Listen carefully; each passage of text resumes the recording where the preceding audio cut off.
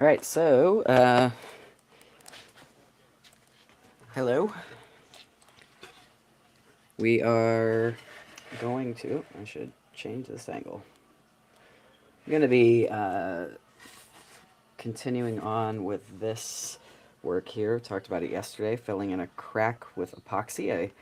You can see that I have done a good job of coating. Well, you might not be able to see it, but I can see. I've done a good job of coating the edges there, so I shouldn't get any bubbles when I, well, no bubbles from the wood anyway, when I pour the black epoxy. And yeah, so excited to get into this. I am just now realizing I forgot to grab a plastic cup, so I'm going to go do that. I'll be right back.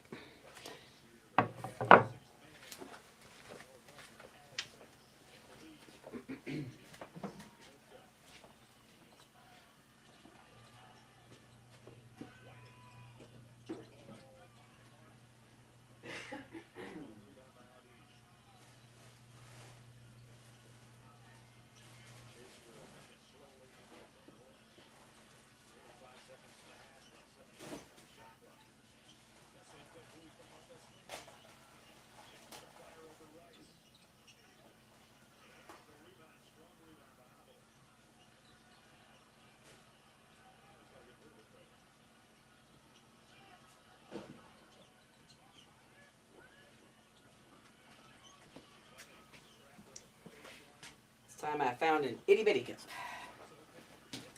Oh, let me change your view so you can actually see what I'm going to be doing. Cut that off. All right.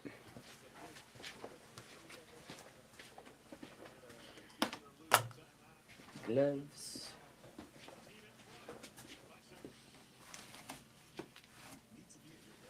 Should probably actually pull this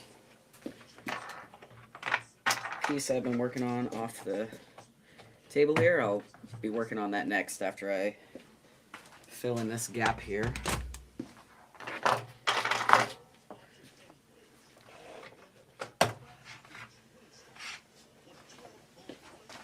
Show you what that looks like after we do this epoxy bit here.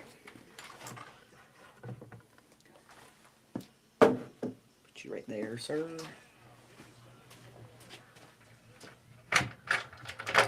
Sounds like salad sound.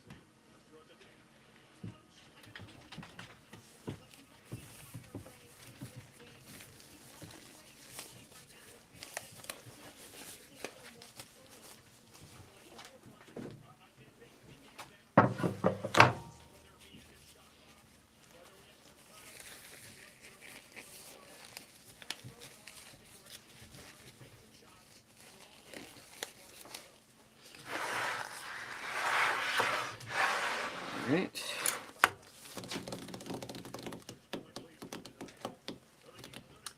Now the question is, where did I put the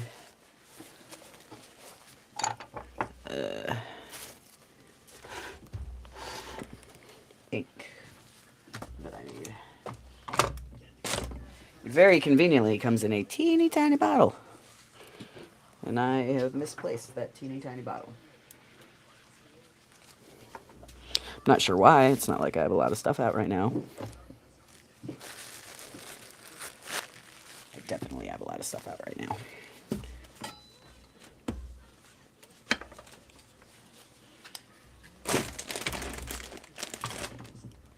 Where are you? Little ink bottle. Did you fall down somewhere?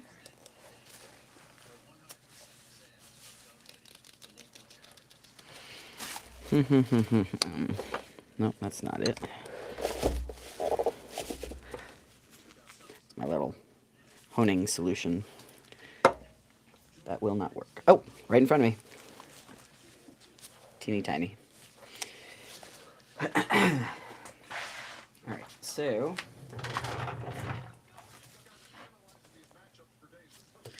everything's very dry on that. Now even though it's pretty dry right now, it's not, it's just the tiniest bit. Like I can push down on it and see that there's, like, it's leaving a little bit of a pattern from my gloves on it. So you really do need to let this stuff sit for a few days.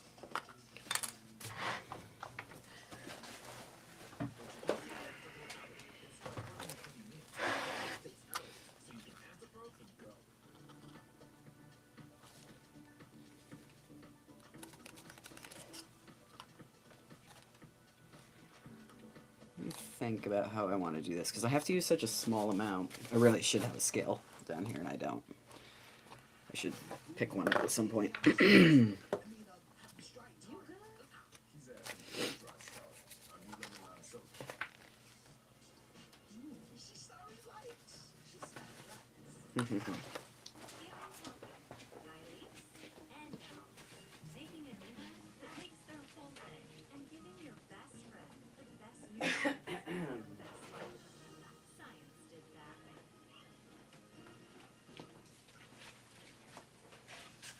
I'm going to try the very scientific method of estimating by scooping onto these popsicle sticks. So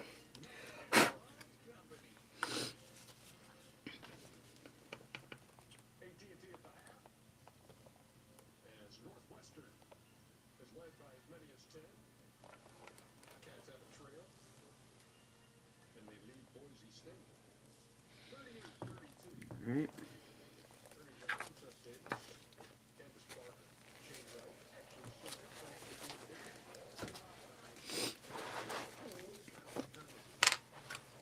If you do this, save yourself some heartache and use a scale.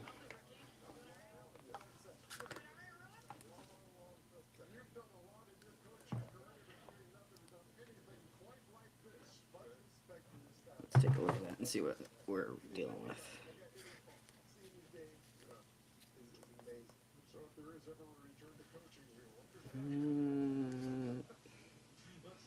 Probably pretty close.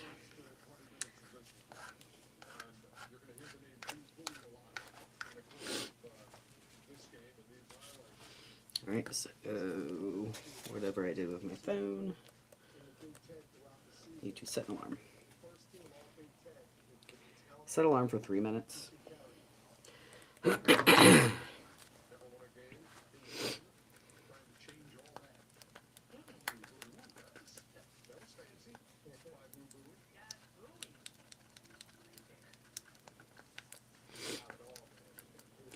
For a larger amount, I would do 5 minutes, because you want to make sure that this stuff gets very, very mixed. But this is such a small amount that I'm not having to worry as much about how much material's in here.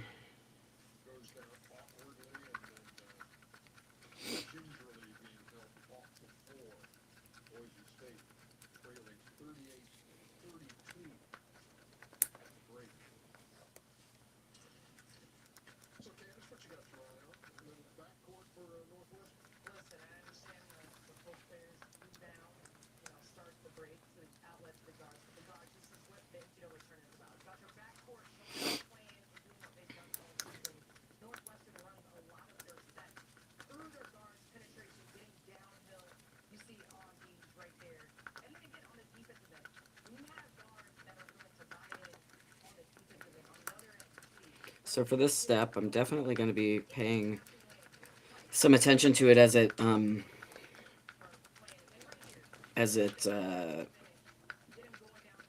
settles into the wood after I pour it. So it's going to start getting warmer and warmer and warmer.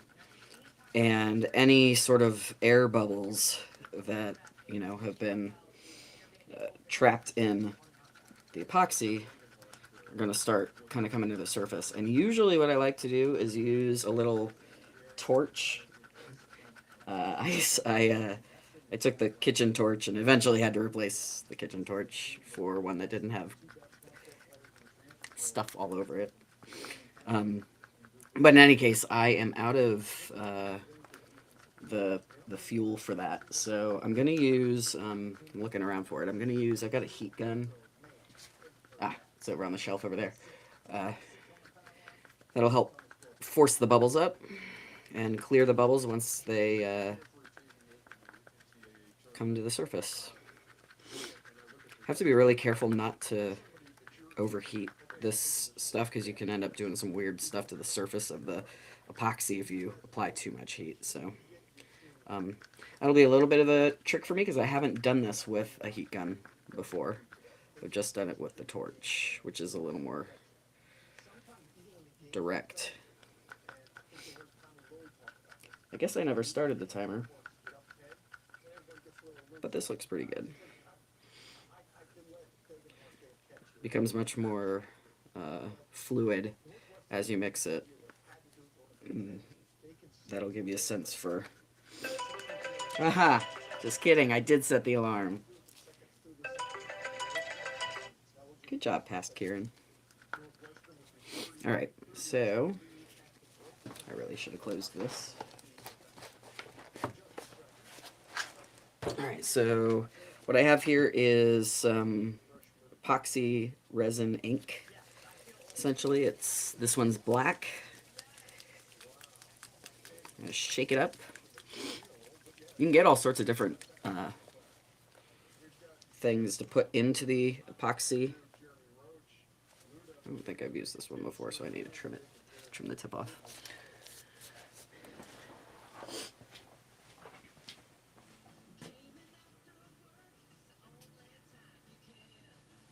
Never have my scissors where I think I have them. Well.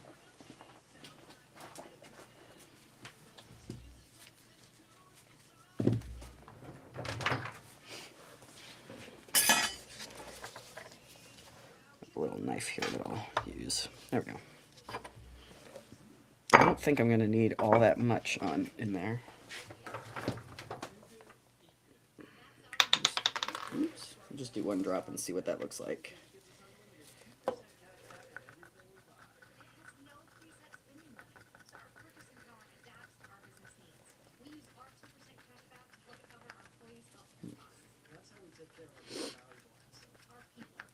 Maybe I'll put another one in there, so it's looking more like a gray. Although this epoxy will, it's going to look pretty white right now, but it will actually dry clear. There we go. And that looks like it'll be a bit darker.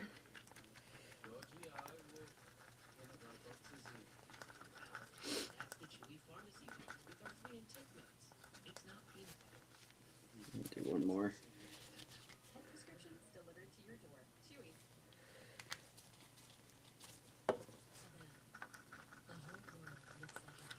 And if the fill ends up being gray, it ends up being gray.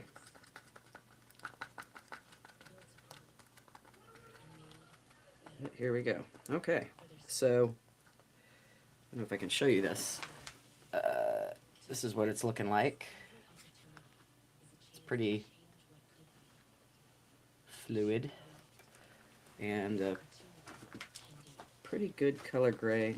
You know, kind of afraid with such a small amount of this epoxy that I could imbalance stuff with the number of drops I'm putting in here, but don't know. Never done anything at this size, so we'll give it a shot.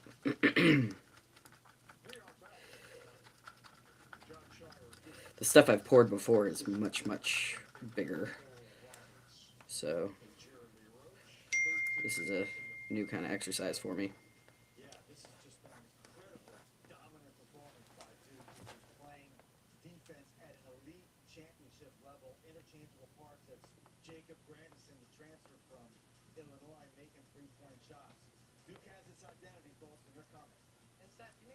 Okay.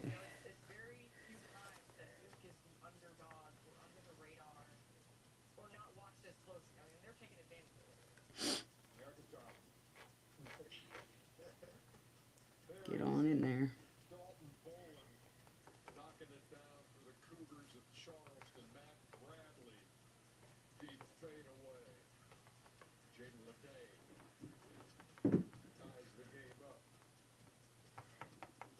At this stage, I am very glad that I put the hot glue around the edge, so that, because there's definitely some overflow, which, as you know, I said yesterday, is exactly what I wanted, and it'll make it much easier to clean.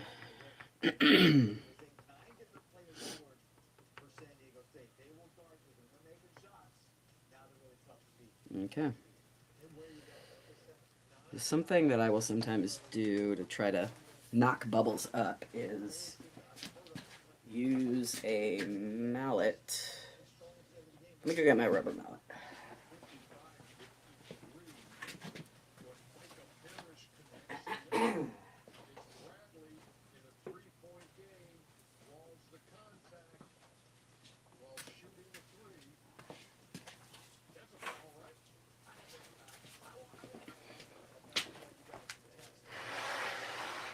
And do some tapping. Tap up those air bubbles. Shake them loose, baby.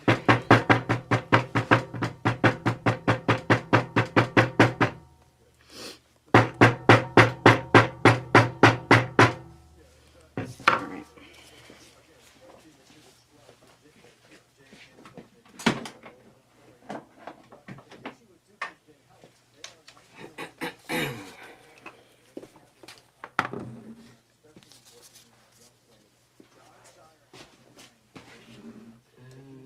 Let's do this.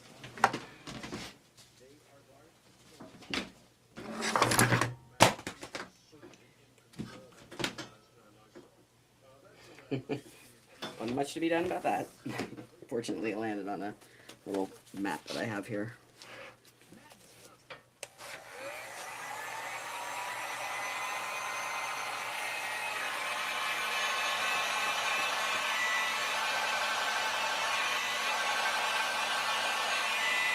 You probably can't see it from there, but even they're just these. From here, I can see there's these teeny tiny bubbles that I am popping with this. Got to be careful. You don't want to overheat it, because then you'll end up with this like weird film on top.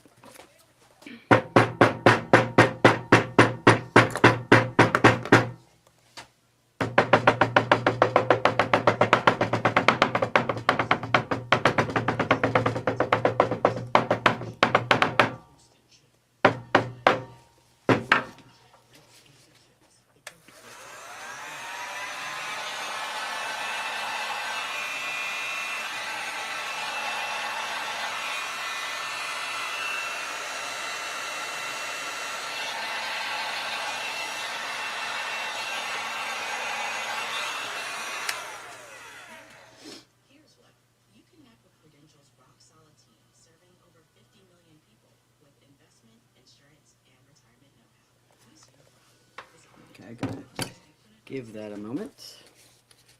And in the meantime, I'm going to drink some water.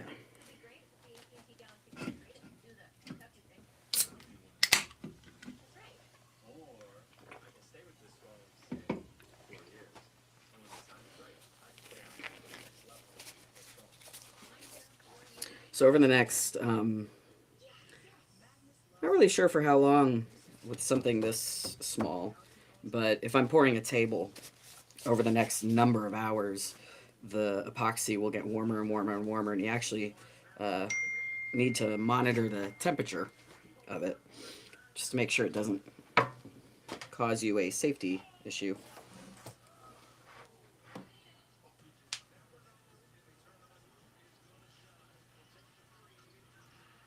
And it can just ruin your pour. See, I'm getting pinged here, y'all.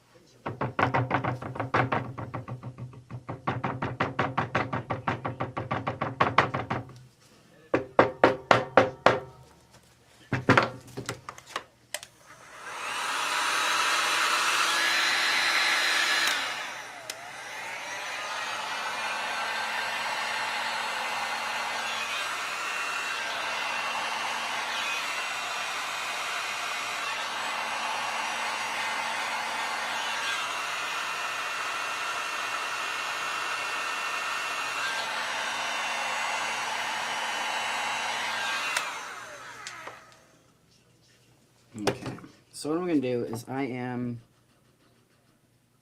set an alarm for like 7 minutes. I'll start working on the other project again. And I'll come back and try to knock down any bubbles that are appearing here. That last one I did worked pretty well, but I can still see some little tiny ones. One to get on up here.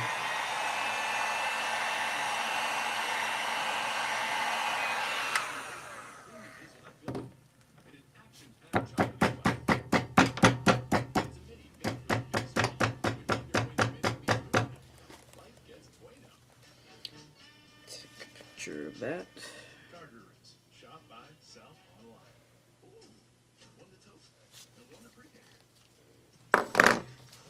And set it aside for a minute.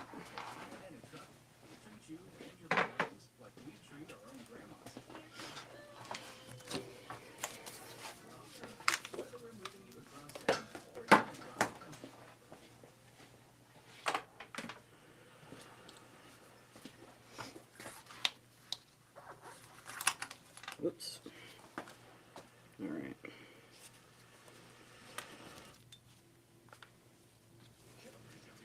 Set this aside over here.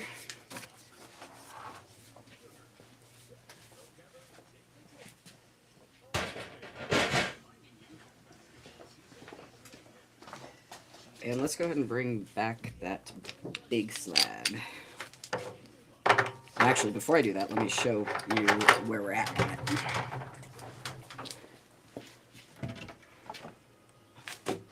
So if I'm able to catch some angle here, or catch the light just right,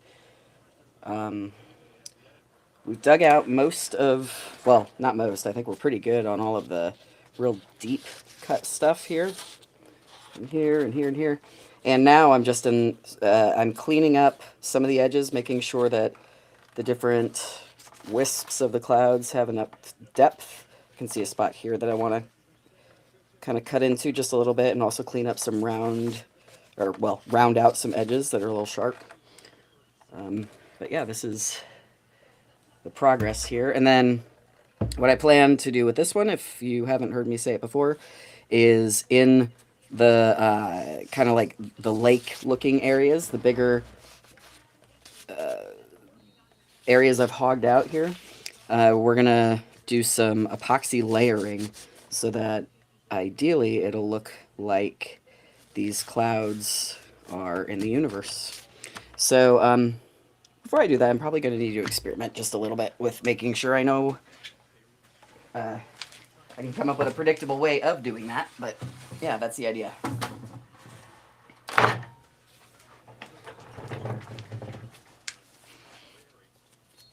So I'll start over here.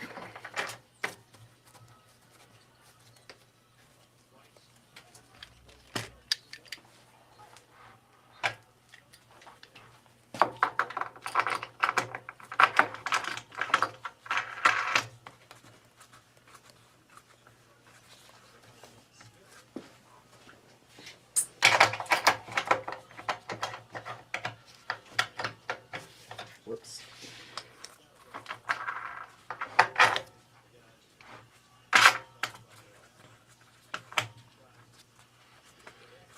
Have a lot more to do. Like the majority of the really painful work is done, but I do have a lot more to do with cleaning the edges up on this.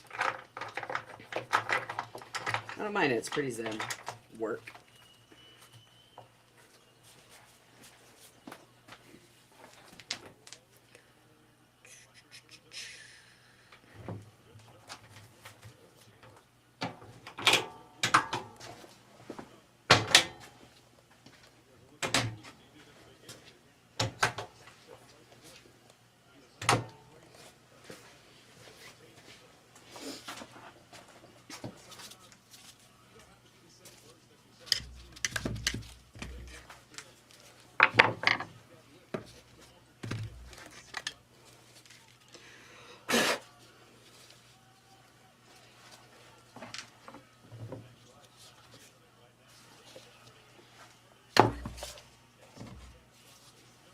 Wrong gloves.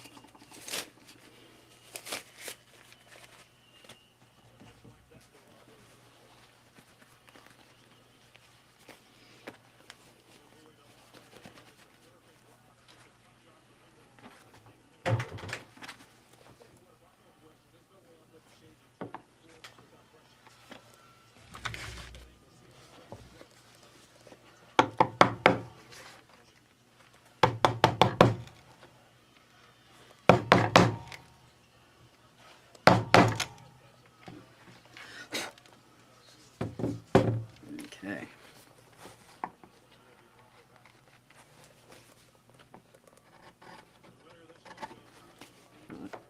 Move this.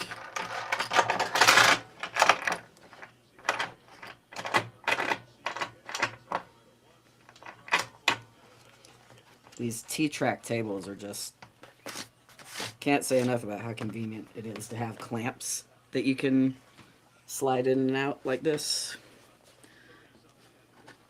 Super nice.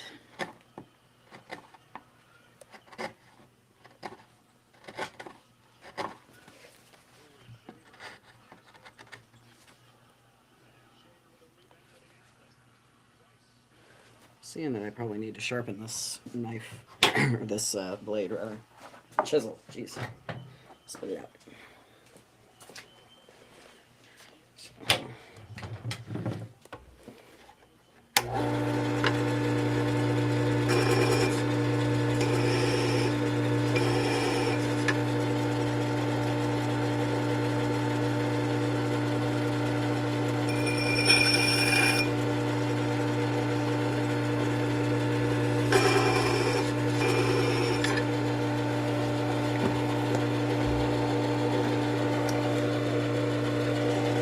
This one too.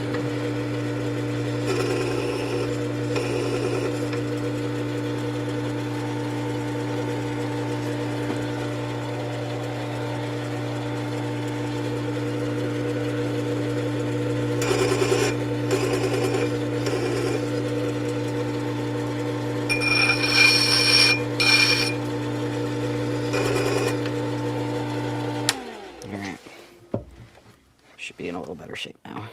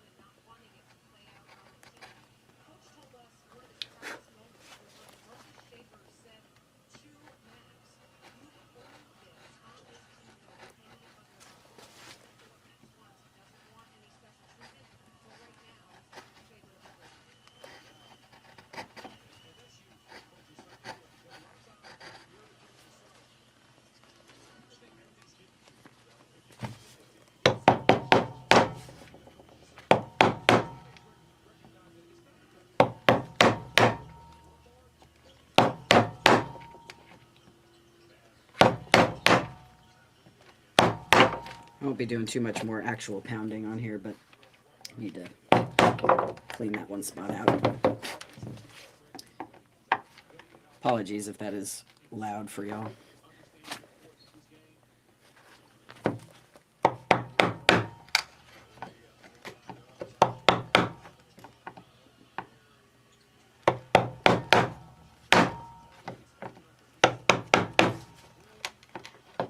There we go. Cool.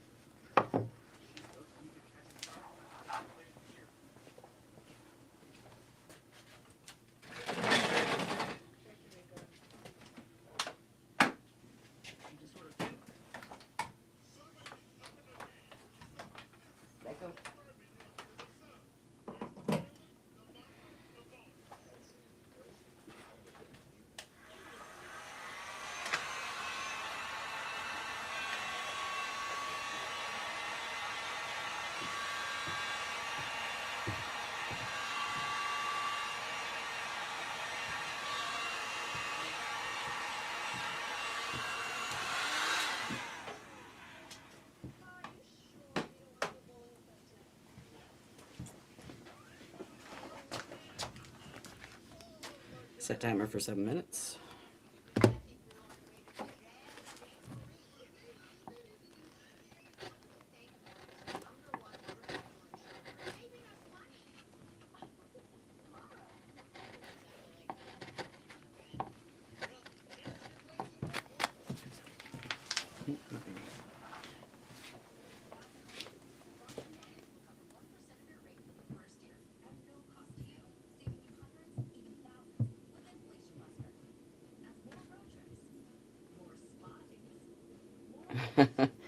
Thanks, friends, for the folks that are sending me messages.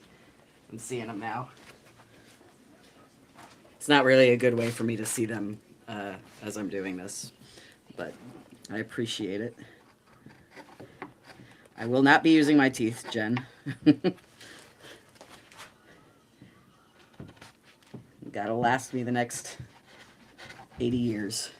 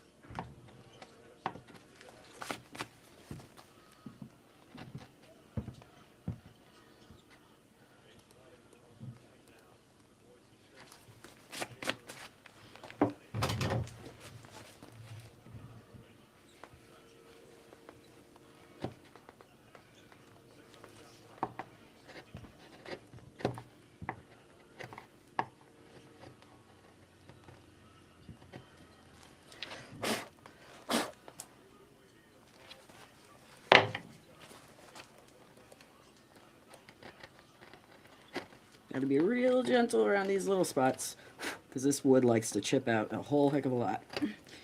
And I could easily chip out way more than I intended to if I'm not careful. And then I have to figure out how to make it look right again if I do that. Which, between you and I, has happened a couple of times on here. But it's not very frequent that you cause a problem that you can't figure out how to fix.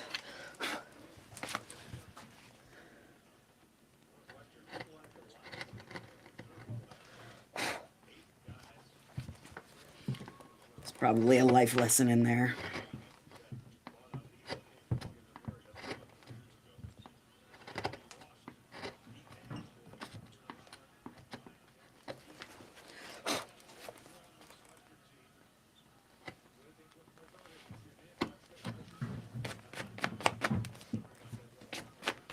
Alright.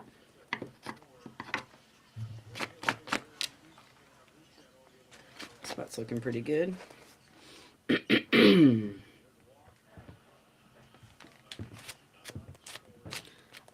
Apologize for the sniffling and clearing my throat. It is pollen apocalypse here in Atlanta. So everything is covered in pollen. It's yellow, and it's... when you come inside from outdoors, you're like, you feel gritty because you can feel all the pollen on you. It's kind of funny. That is Atlanta's version of snow.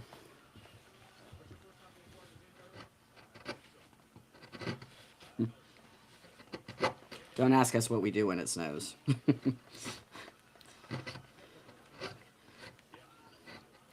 It's a little embarrassing.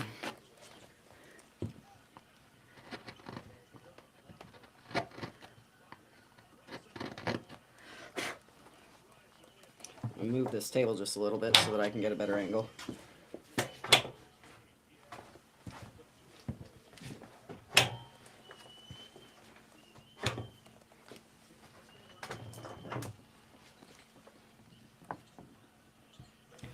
How do I want to do this? Maybe I'll do it right here.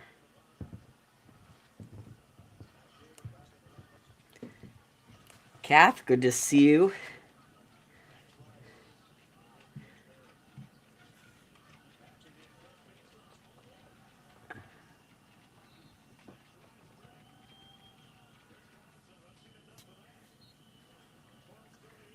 See my mom on there. Hello, Mom. Hello, Tannen. Appreciate you hanging out with me.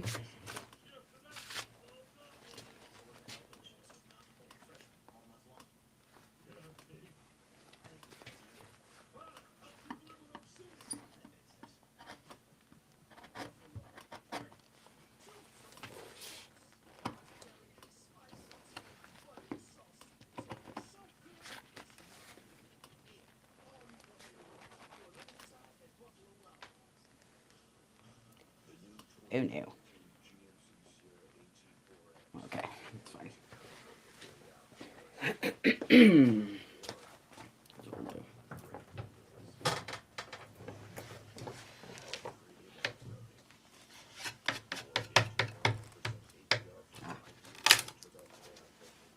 Don't need that.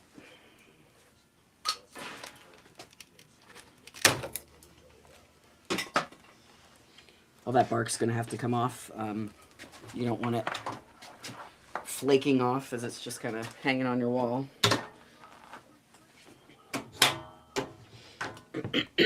Or maybe you do. Don't let me tell you how to live your life.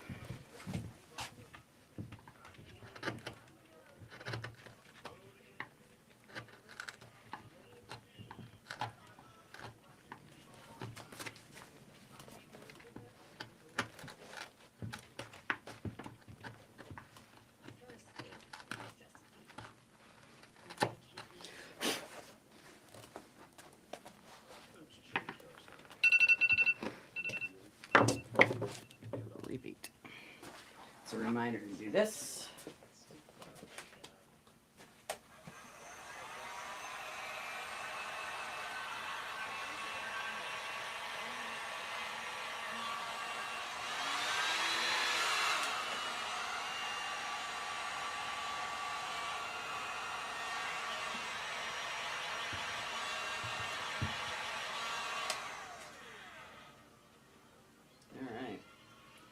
Actually, might be about as much as I'll need to knock down, at least for the next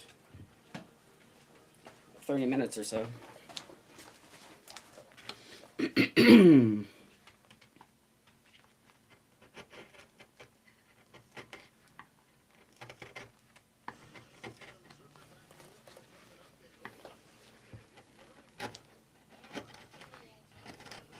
The challenge with doing these curves is that they, if the grain is going, in a perfect scenario, it's going one direction.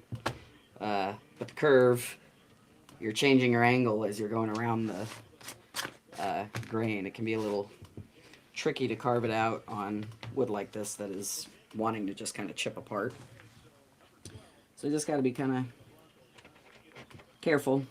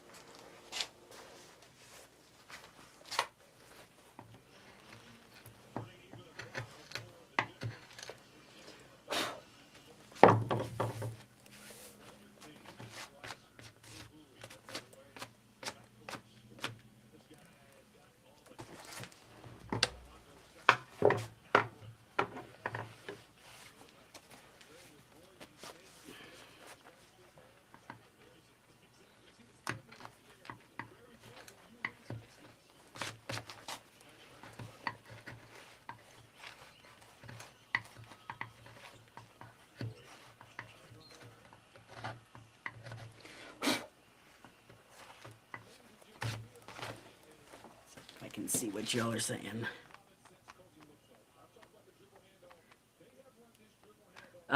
So this is the Boise Northwestern game, and I think Northwestern is going to win, but I would really like to see Boise win. Need some Mountain West representation in those next rounds. San Diego State's doing their part, though. Excited to see if we can get ourselves into the Sweet 16.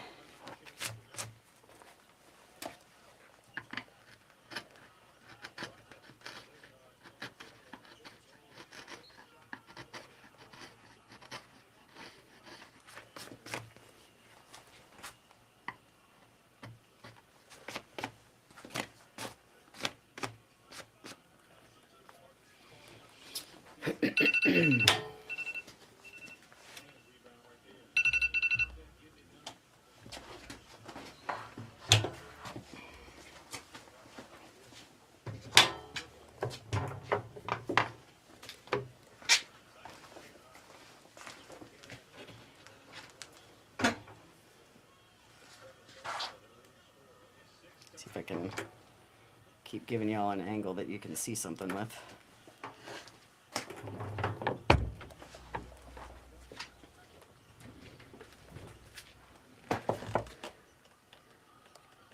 Also, yay Poway. Hey Danny. So I could read your question, but I wasn't able to see your name there for a second.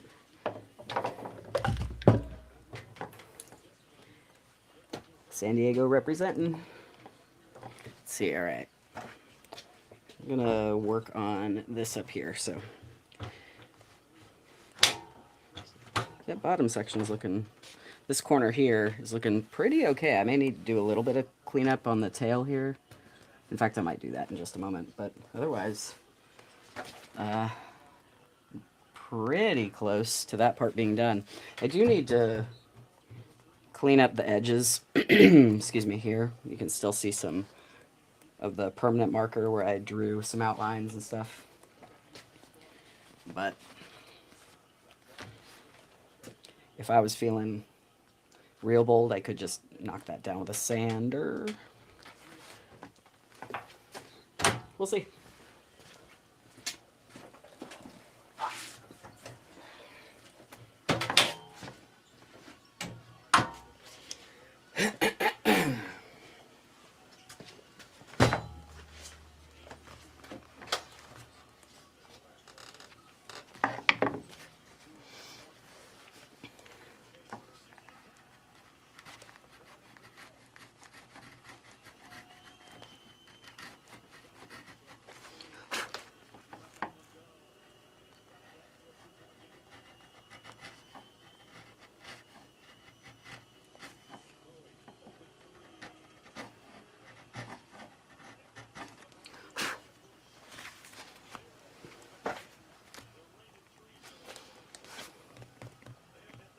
Some of what I'm checking for here is, have I undercut some of these enough so that you get that real 3D effect? I don't know if you can see, like on here, it's done pretty well. Danny, I can tell you, my bracket, was it for the East, South? I forget which one. Whichever one San Diego State is in, is close to busted. On that quarter, anyway. So that is all some of the fun of it, I guess. Yeah, so I'm looking to see if I can undercut a little more to get a little depth, but you got to balance that with how much wood is left, of course. And if I think I can chisel some out without doing more damage than good. I'm also looking at, there's a couple things here that, I don't know if it shows up real well on the camera, but that they look a little three-dimensional, but I need to cut a little more off to get it to look a little more flowy rather than just like a, I don't know, marshmallow shape. It needs to look more like a cloud wisp. So I'll probably take a little off of this spot right here, but otherwise, it's looking pretty good. I can see some spots that I definitely need to keep working in on, but otherwise, it's actually come along pretty well. I'm not going to clean up in here because it's just going to get covered up by epoxy. And you really shouldn't be able to see it if I've done it right. So I'm not too worried about that. I just want to make sure I don't have any crazy gouges that are just going to be hard to prevent bubbles from coming up. So I've got some goofy stuff over here. I may just have to put a bunch of epoxy on that. We'll see. Decide it as I go.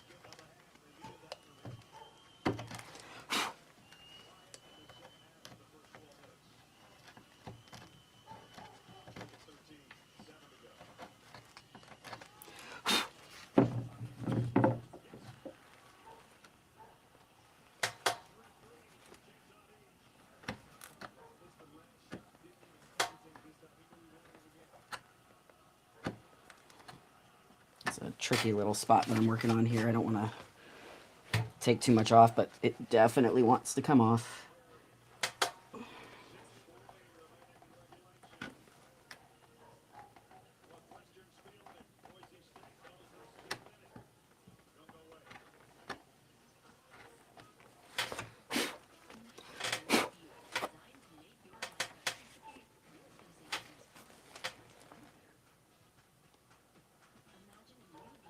It might be all I do for right there. So I'm starting to get a little thin on wood, and I don't want to overdo it. And there's plenty going on the rest of the piece that I don't need to push my luck on this spot.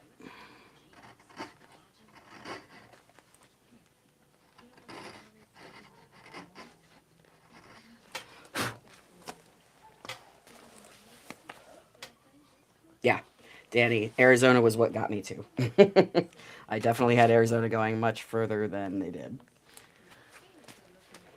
My guess is that we are not alone.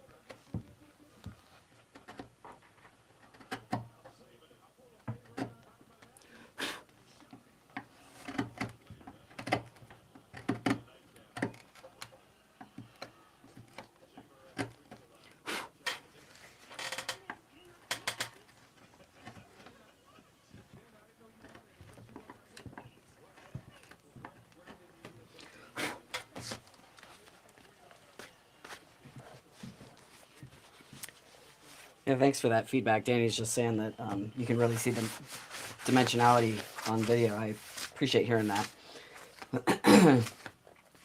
Hard to tell what, kind of comes through, but um,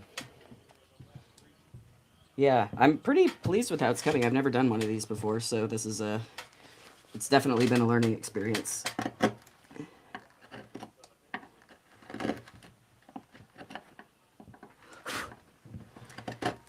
But, I figure go all in or don't go in at all.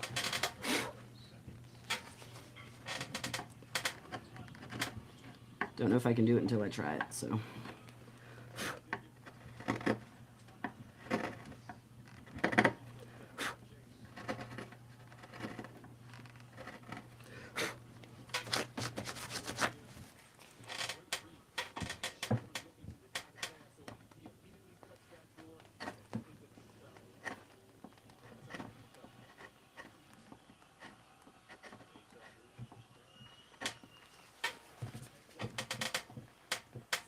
I want to use a smaller chisel for this.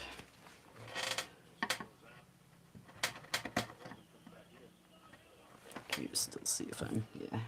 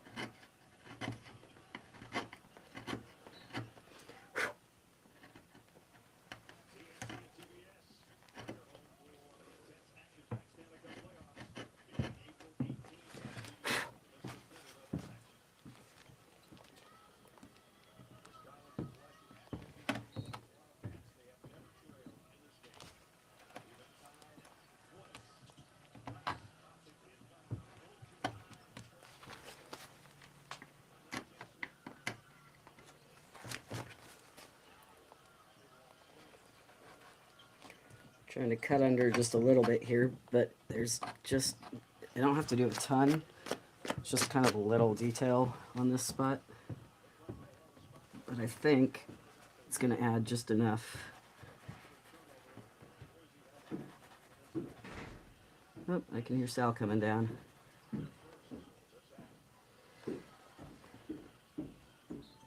Hey, Sal. Yeah.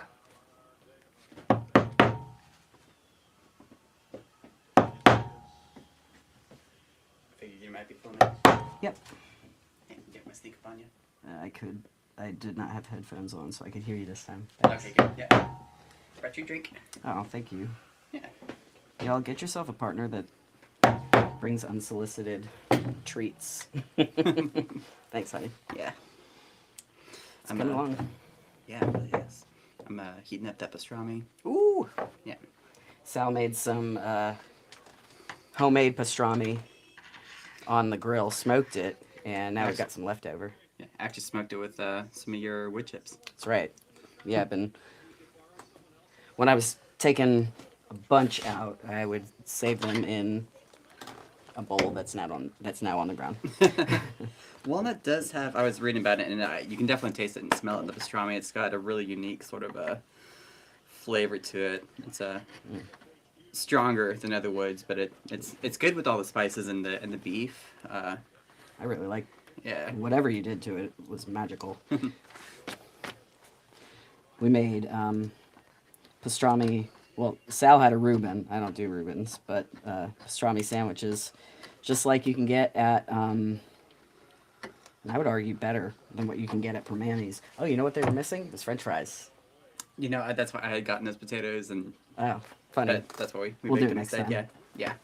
Well, the potato was Fun. good too. Yeah.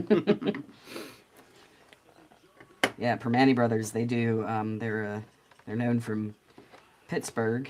Although I think there's one there's one in Florida too that we went to. And what is it, the snowbirds? oh right, Is that yeah. yeah.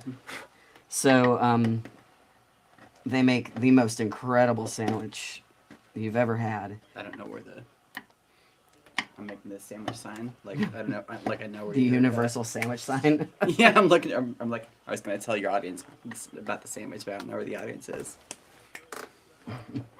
Big sandwich. Oh, hey, Brett. Oh, thanks, Matt. Madeline says it's looking really good. Brett says pastrami is the most sensual of the salted, cured meats. I have so many questions I'd like to ask about that, Brett, but I don't know if it's appropriate. Tell us whatever you're comfortable telling us.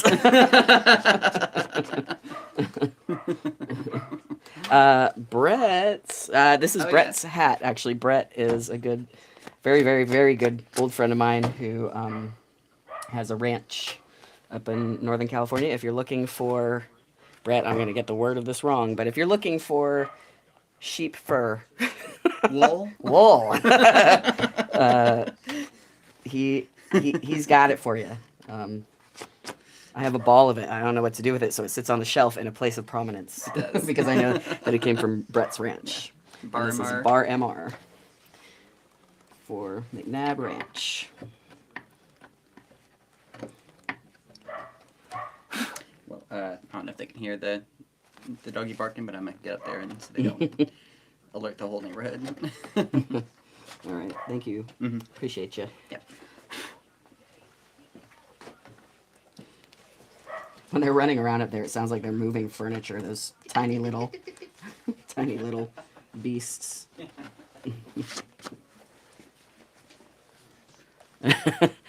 Brett has said too much already. And that's part of the reason why we've been friends for so long.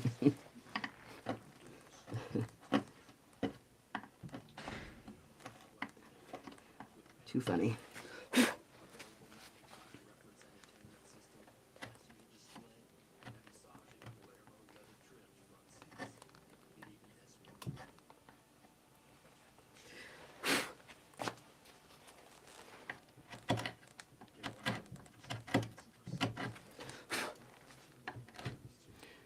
In fact, Brett, your family just had a little lamb whose sheep was white as snow. Is our little lamb doing well?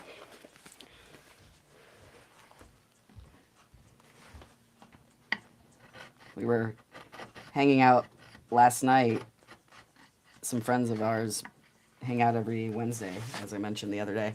And he arrived home while we were chatting with him to a brand new baby sheep. Can't say that's ever happened to me. Ah, she is doing well. I'm glad to hear that.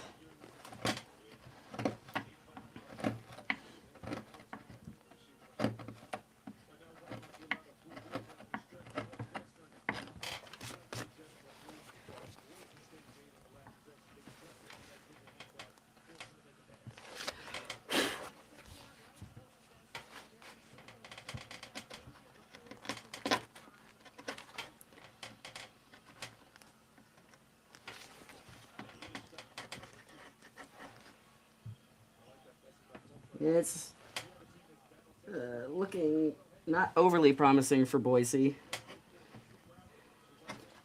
in this game.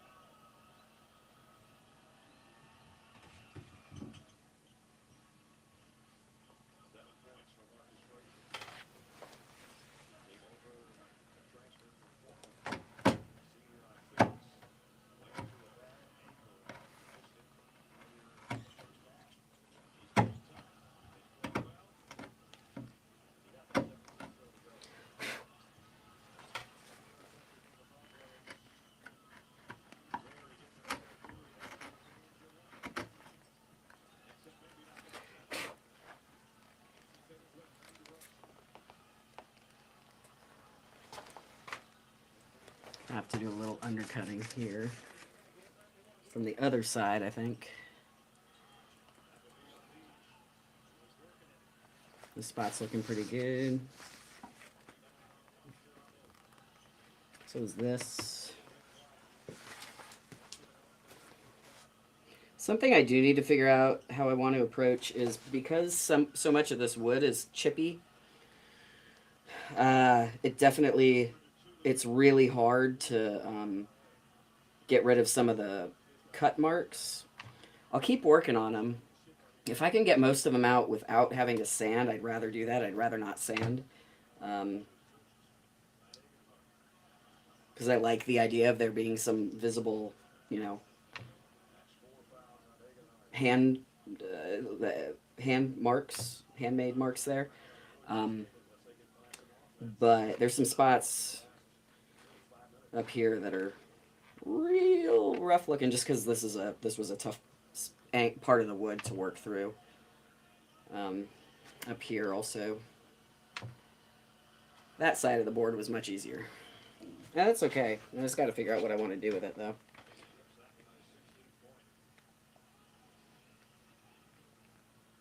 Not mad about it, but I am unsure about it.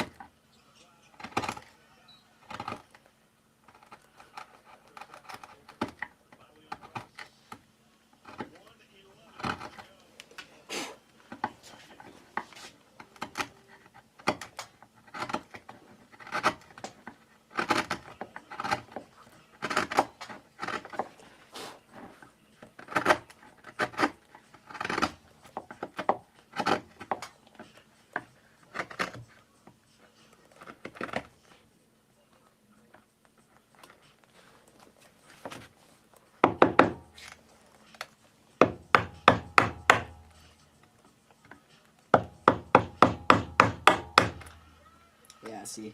I don't know if you were able to see that, but this spot just chipped out. And that's okay. I can fix it, but just show you just what this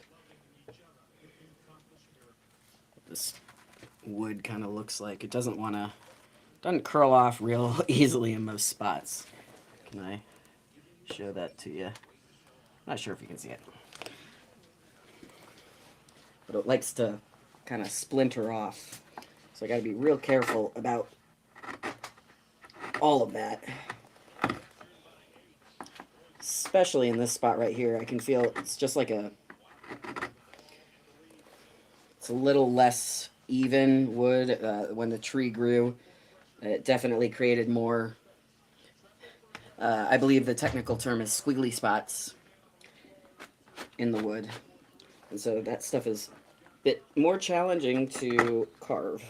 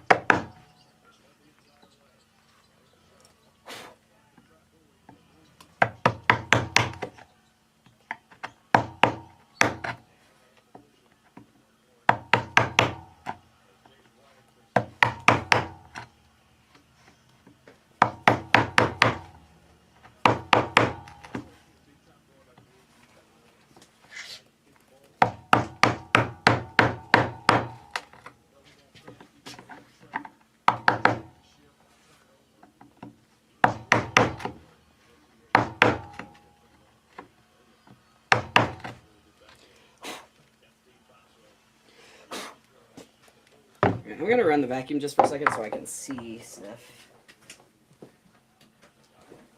Oh. Pro tip, plug it in.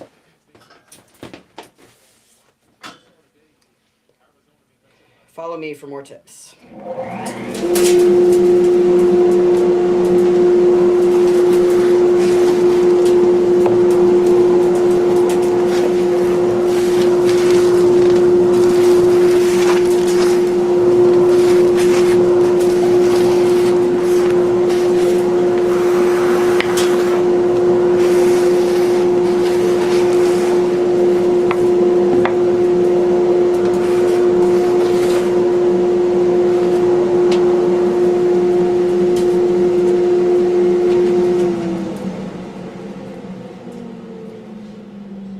Looking at this from different angles, I'm feeling really good about where this is at.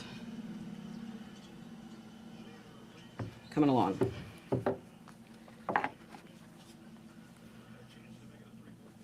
a lot of times for me, there's a maybe other folks can relate to this. There's a part in a project where you're real excited to get going. You're like, I can do this. This will be fine.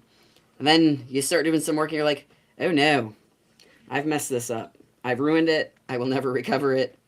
I thought I had a good plan, but I didn't. And then usually, as you know, I think a lot of times folks that think they can't be creative stop there, and I think it's really just a matter of persistence. Um, you know, most of the time, I have had some failures, but most of the time, if you push past that like spot where you're like thinking that you're not going to recover it, keep at it, because it's a lot like cleaning your bedroom. Oftentimes things have to get real messy before you can see some forward progress. So it looks worse when you get started, uh, but then it gets better.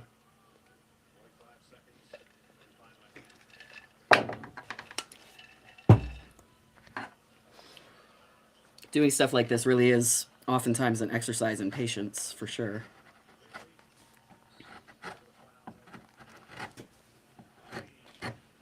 Um, and uh, what's the word I'm looking for? Well, whatever the word is, has, I think, the most to do with having patience in yourself and being willing to see yourself do something really poorly, and make your way through that part of the journey. Because I promise you, everybody that's been on that journey starts there.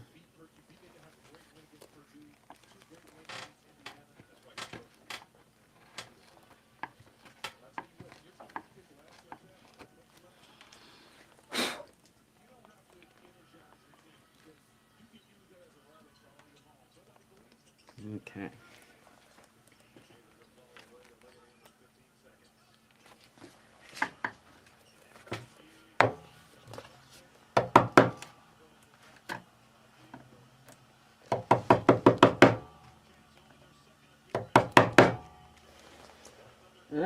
Wildcats are winning it.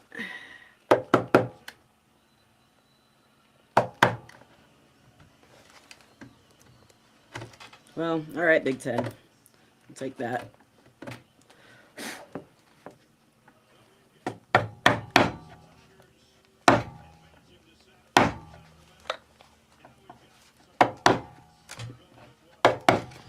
I'm a Mountain West alum, but I'm also a Big Ten alum. Excuse me, so I just would have liked to have seen Mountain West progress, because we tend to be underdogs. And I don't have any great love for Northwestern. I don't have any great dislike for them either, but indifference.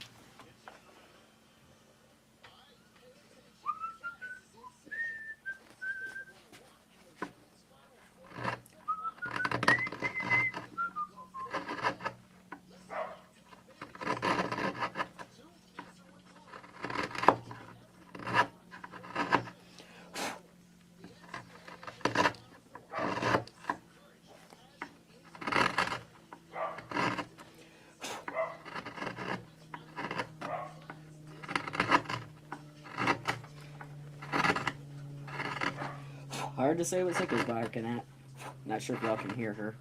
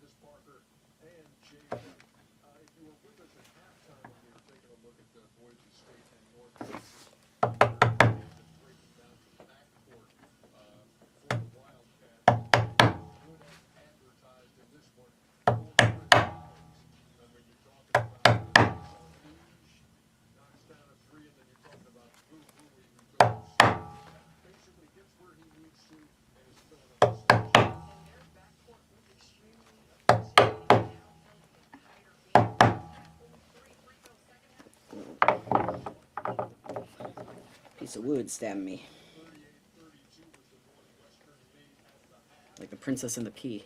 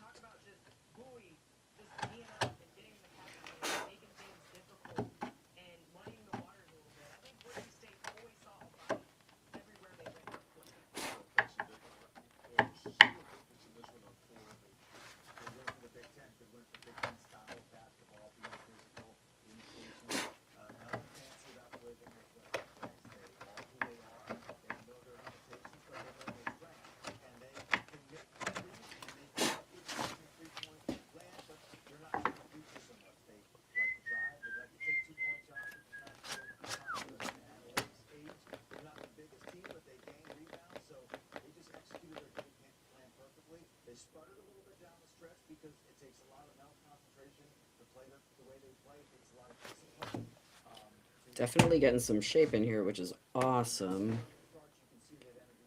The spot here I'd like to work on. This is all looking pretty good up here. Probably a little clean up here, as I mentioned earlier. I'll go ahead and do that while I'm thinking about it.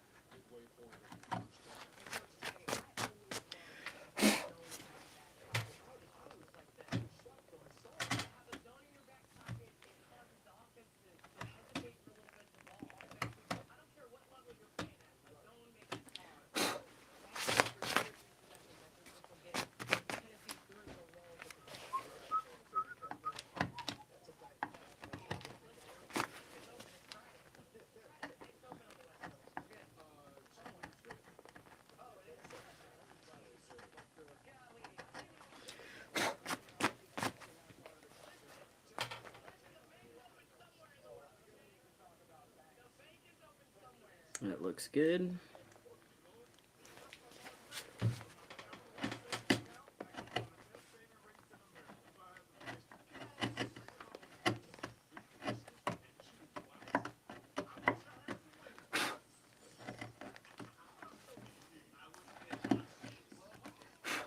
Doing a project like this is also a really good exercise in looking at what you're working on from different angles. So over on that side, I didn't see a couple of things over here that needed to be cleaned up. I have to remind myself I'm not going for perfection. I'm not going to be.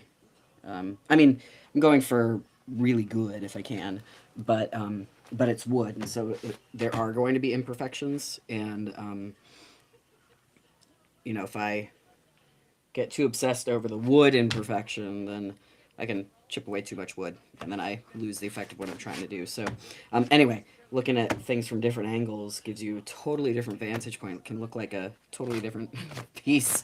Like, man, I really thought I finished this side over here. No, you didn't. Challenges my assumptions.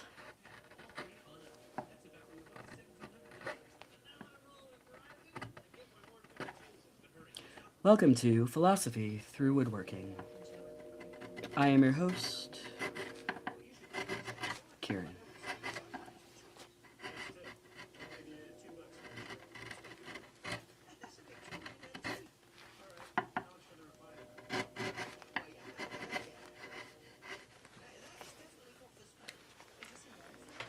We're now at the point of our journey where my glasses start to fog up.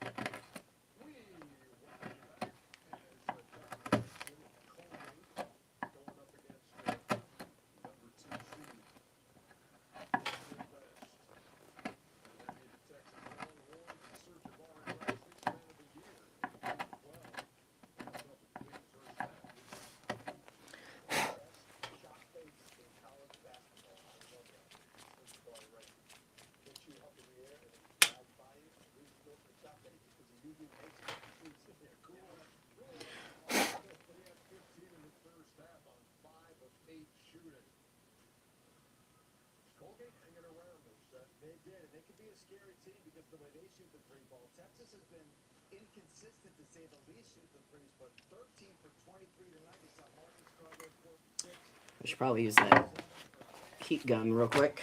Let's give it one more bubbly knockdown if I need to.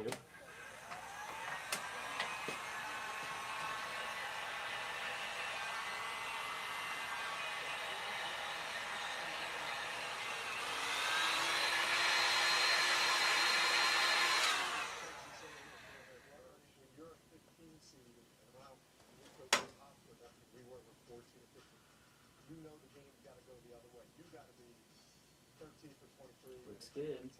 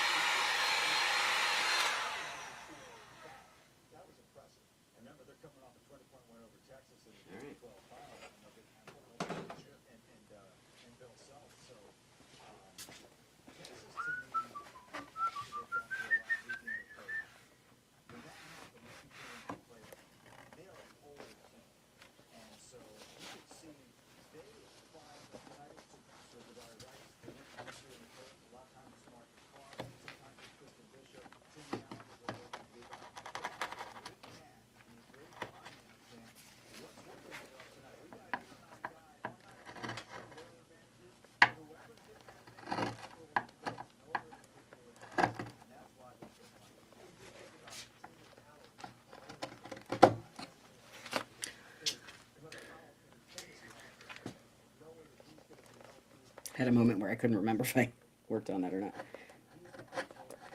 We're good. I did.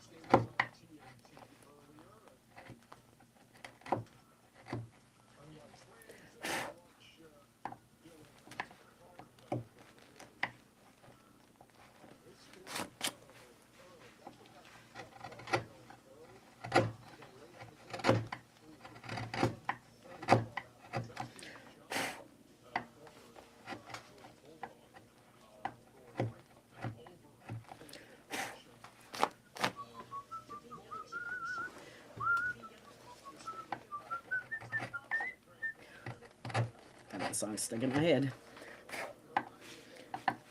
On a loop.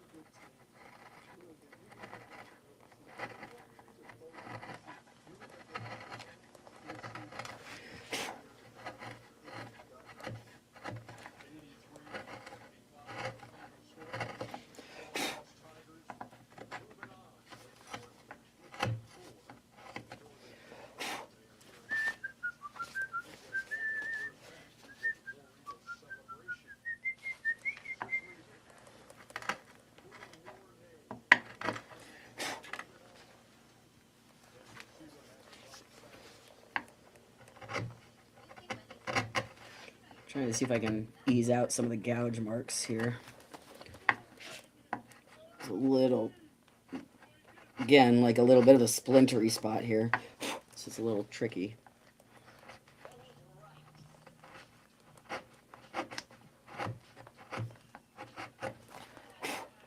But we're getting there. Patience.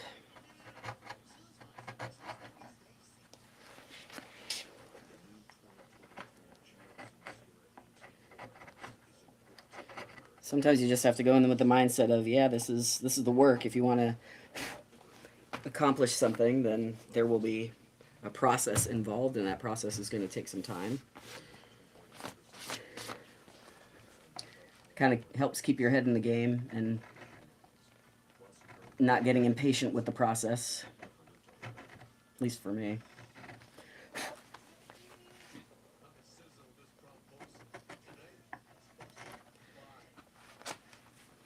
That said, I don't have a tendency to do a lot of things the fast way, as anybody that knows me well will tell you.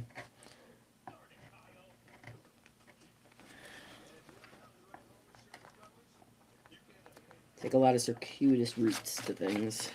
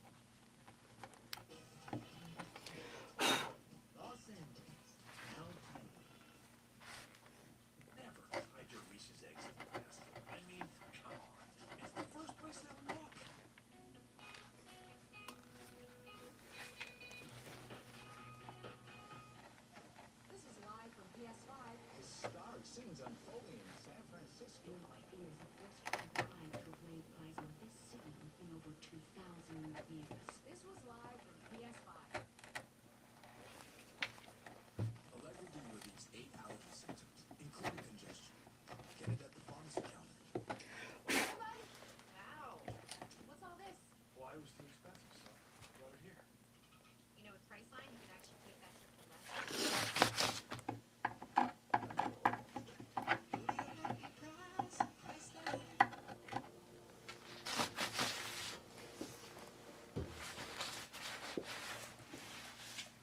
I'm pretty happy with how that's going. Round this spot up a little bit.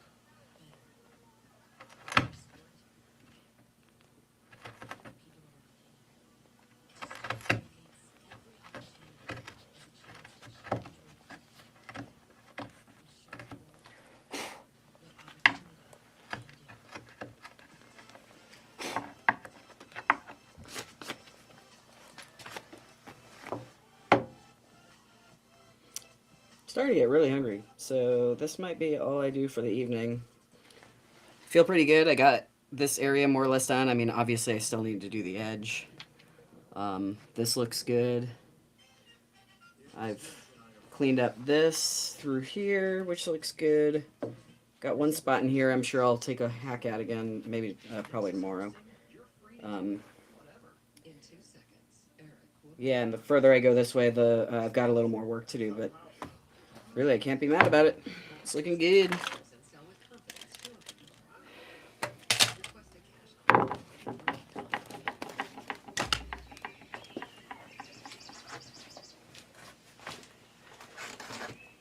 Oh, hey, Tolly. Well, I appreciate. Oh, well, thank you. It's not often I get a comment about my butt, compliments about my butt on the internet. So appreciate that.